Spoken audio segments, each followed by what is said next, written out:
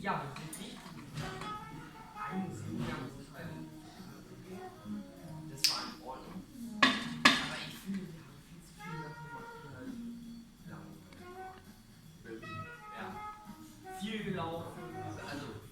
Also wir hatten also in Berlin gelaufen, das ist auch nicht so.